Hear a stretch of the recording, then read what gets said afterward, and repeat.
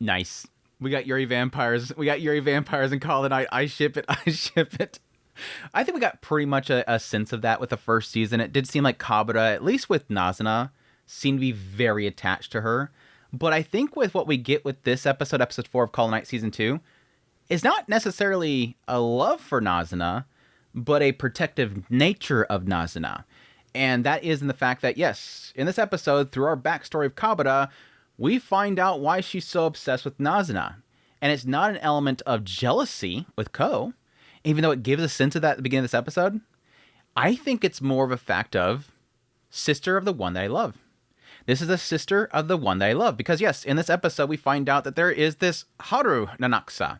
There's another Nazuna. There is a sister, question mark? I don't know. I mean, I was a little bit mixed. I mean, yes, technically, Kabura does straight up tell them, no, you're wrong. I didn't turn her. No, you're wrong. You didn't turn me. That whole thing there. And yes, this Nanakusa says their name is Haru. Their given name is Haru. And of course, they have a completely different personality. But again, we're dealing with somebody here with Nazuna who's completely forgotten about her past, even beyond when she changed to a vampire. She says that she's always been there, but even a lot of those memories seem to be very hazy for her. So I was fully open to the idea that this might be Nazuna, but just at some point, she lost her memories, and maybe they chose to change her name because they were protecting her. But why would she keep Nanakusa? Why would she keep the family name the same thing? I think in the end, with all the evidence, it's got to be that this is not Nazuna. This is her sister. And again, she turned Kabura. Kabura obviously fell in love with her because she's able to turn her. There ain't no doubts here. There's no like beating around the bush here. Kabura in love with Haru. This is her girl. But I would assume that at some point, Haru left her sister behind, which is Nazuna, and then Kabura has been protecting her, watching over her. And that's what I think is sort of the direction they're going with this. The question mark, obviously, at this point is, where did Haru go? Where did this girl go that seemingly was what Kabura fell in love with? Is she still alive? That's a question mark there. And I could see definitely with how Kabura is, that maybe possibly she has chosen to sort of, again, redirect her care towards Nazuna because Haru died. That's going to suck. That's going to suck to find out that Haru had died and, again, Kabura has been living on without the one that turned them over. That's going to be heartbreaking if that's something they get into, which possibly they can get into the next episode because there's so much still left with this. Like, this was a full-on Kabura episode, and it feels like it gives us her whole story and how she turned over, but there's still a looming issue here. She still has that photo.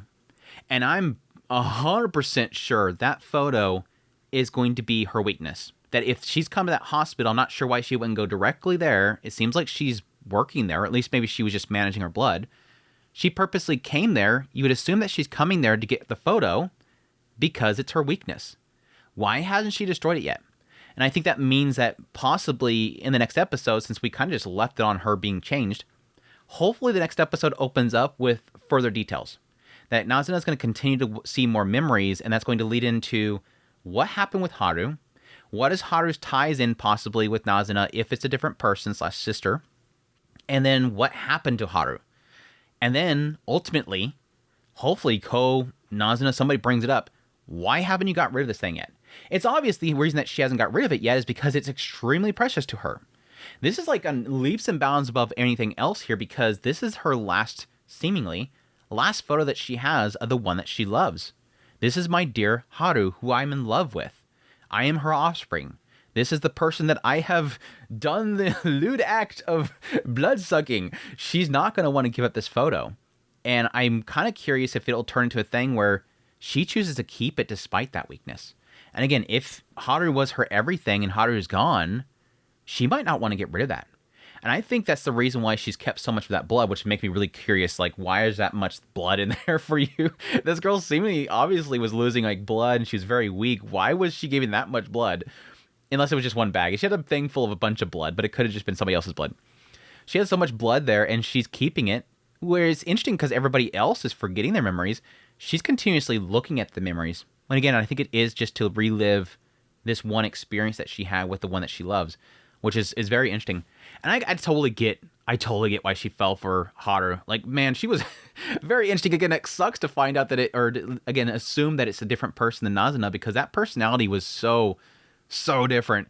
It would be very interesting to kind of get a flip that was actually Nazuna, and she, again, just lost her memories and personality completely changed and warped. I'm assuming that whatever happened to Haru, and again, now that Kabra is watching over Nazuna, it was a very dramatic thing. I'm assuming that something really, really bad happened, and it may have affected Nazuna. There's a side of me that kind of wonders if a lot of what hurt Nazuna enough that she forgets a lot of that stuff is because of what happened to her sister.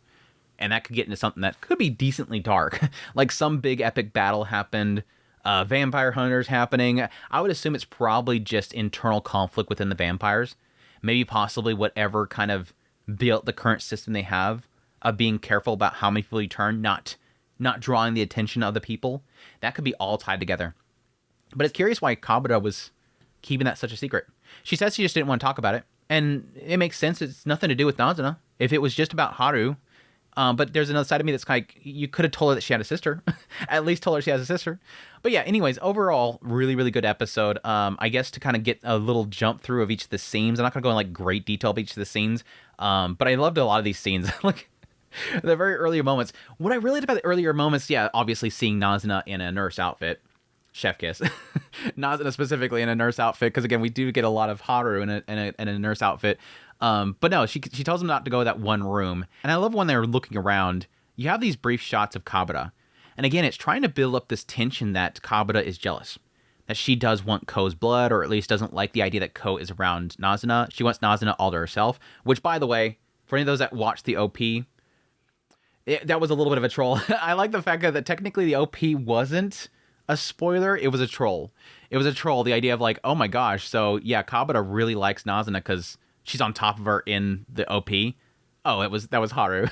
But yeah, anyways, they're showing how she's kind of thinking about her, but the entire time, the chair. And I noticed it later on when she was in the folding chair. Like, there was so much emphasis in this episode about the noise the chair makes. And even later on, when Kabara is going up to see Haru on the roof, there's that same noise.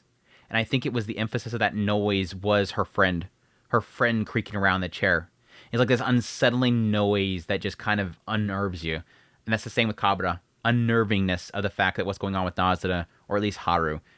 It's good. I again, hats off to the directing in this entire series is so phenomenal. But yeah, eventually getting into Nazuna and her obsession with NTR.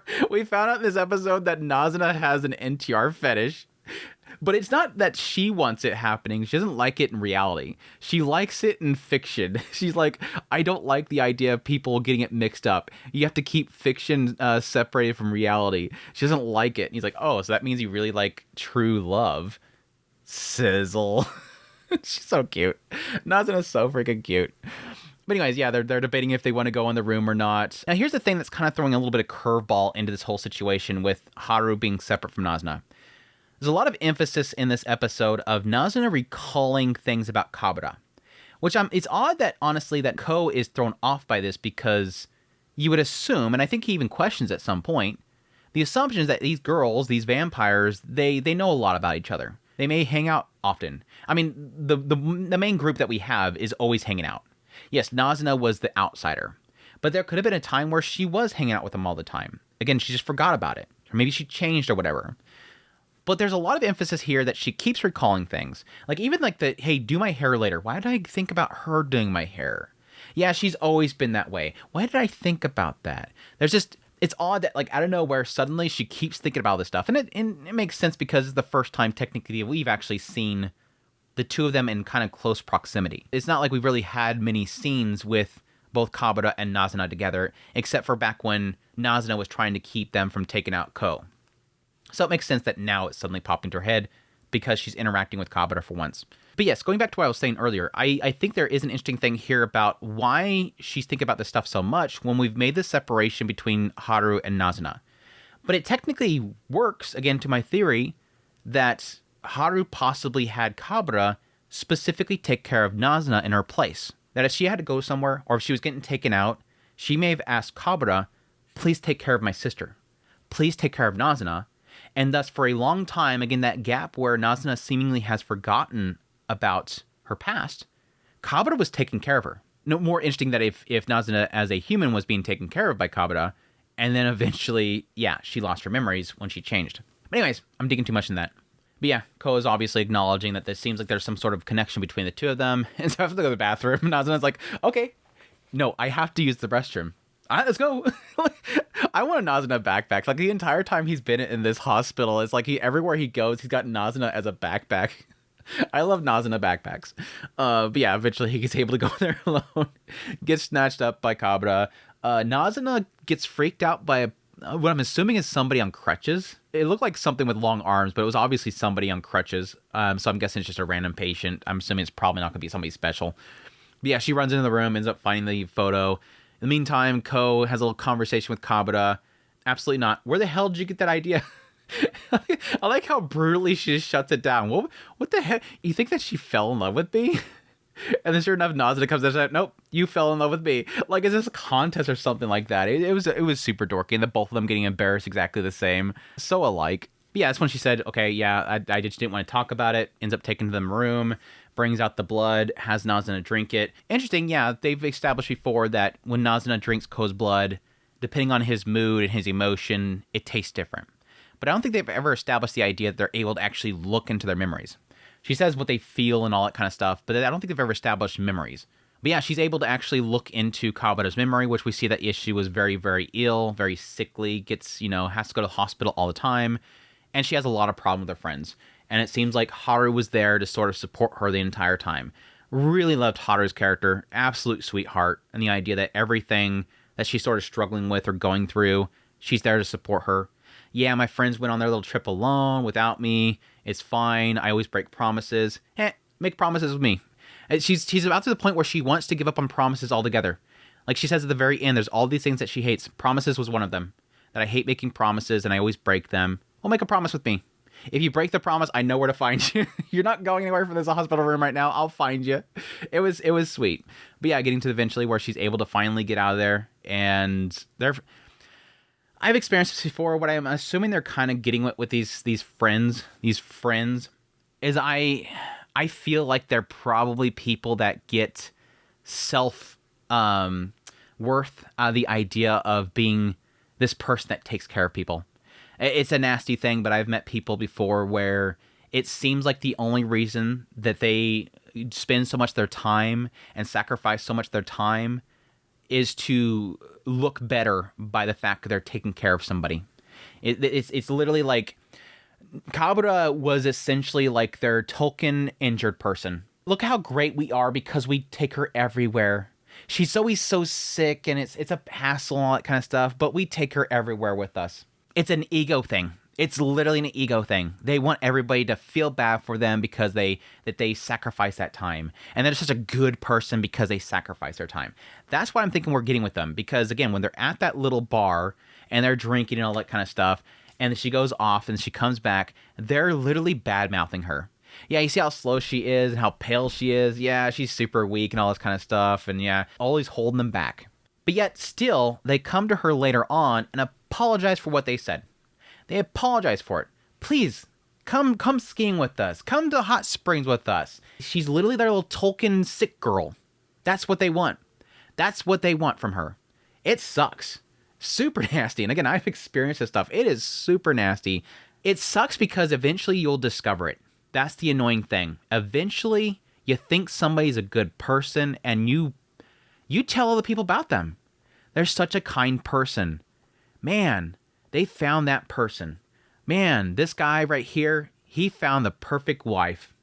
But eventually you realize, no, she never liked it. He was always a burden. She hated it. She just liked the attention that she got from it. It shocks you. It is an actual gut punch. And so when Kabra, I think at some point realized that and finally accepted it, I hurt for her. So you have that moment where she finally goes up the roof and everything's fallen down around her. And she tells Haru how she hates all this stuff, hates her friends, hates breaking promises, hates lies, hates Sarah's, hates beer, hates all this stuff, hates that she can't do all this stuff. She hates everything around her, and she wonders if she'll ever get to a point where she doesn't hate everything around her. It hurt. It really did gut punch me to sort of see exactly what she's seeing there. For me, I wasn't the victim that was taking that on. I just seen it from the outside, and it sucks. It really does suck. But yeah, I did really like how they kind of built up Haru's character and kind of supporting their entire time. I love when she tells her about what the girls said. She's like, let me out. What they said, that to you? Well, those piece of garbages. And then she like comes down and says, okay, so how are we going to murder them? I love her so much, dude. I hope Haru's not dead. I hope not. Haru's not dead. Hopefully, eventually, she actually joins the cast because she's great. She's great. I was right there with her when she said that. Like, so how are we gonna go about killing him? I was like, yeah, get a girl, get a girl. She was great. She was great. I love that whole scene there. And yeah, her wiping her down. And I think I got a sense there. I mean, it was kind of building up to that point, but I got a sense there when Haru went to wipe down Kabra. Now, they didn't say it before, but I was kind of wondering if possibly she has wiped her down before. I mean, she's in a hospital and she needs that help. I would assume that before she probably wiped her down, but suddenly on nowhere, she's like, no, I'll do the front myself. I got a sense there that she's like, yeah, she's seeing her differently. She's obviously, Kabra is seeing Haru differently there.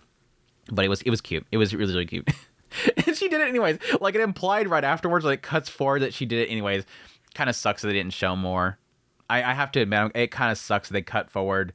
I know Call of the Night's not that risky. It's got those nice shots, but it's not that risky. But anyhow, that last scene was fantastic. Her going up there again, saying that she hates everything, wish that she didn't hate everything. And again, there was a lot of emphasis before then that Haru was asking Kabra what she wanted, that she needs to decide what she wants. She needs to be vocal with people. If you have a problem, you need to speak up, otherwise people won't know how you feel. What do you want? There's a lot of emphasis about what do you want? What are you wanting? You need to tell people. Speak to me, that kind of stuff. And I think right here is finally that. She told her everything that she's hating. And eventually, yeah, getting to the point where she's struggling over what she wants. And it comes down to, yeah. It was so sweet. Are you in love with someone? I can't tell what these feelings are. You want to ask me for advice? You know what I mean. Don't be mean, Haru. She's like, Haru, Ijiwaru. You're being mean, Haru. You know exactly what I'm talking about. She asked if it was weird, and I love her response. There's nothing unusual about it. When you live as long as I do, you see all sorts of people. And yes, do you want to be able to run? Nyomp. Bites her, turns her. That was like immediate too. This ain't no Ko and Nazuna situation. That was a Doki Doki switch right off the bat. She's able to fly around. I love it. That put a big old smile on my face seeing her be able to fly away. But again, I can't stay happy because we have not seen Haru. We haven't seen this Haru. And if it is not Nazuna that has lost memories and changed her name, I have a feeling that something's going to happen. I think something happened to Haru, and that's super tragic for Kabra. That's super tragic. Again, my two theories that this is going to be a sister, or two, something really bad happened to Nazuna, and when she finally regained consciousness and forgot everything before then, they decided to give her a different name. And maybe Kabra herself decided to give Haru a different name because she knew that she would never be the same. This wouldn't be my Haru. Which that would suck. But I think it's going to be a sister, though. I think that's it. I'm excited for the next episode. I hope it continues. I really do hope that since it ended with the moment that Kabra changed, that we'll at least get to see what happened to Haru. And hopefully it leads into this. I doubt it, though. I think the next episode is going to open up and Nazuna kind of like, oh, that's what happened? And it goes right into probably if she's going to destroy the photo or not. And we're not going to get any answer on who this Haru is. Hopefully she ends up asking her about Haru. And we may possibly at least get from Kabra that, yeah, it's your sister. And she disappeared or something like that. And that's what we're going to kind of wrap it up for then. But we'll see.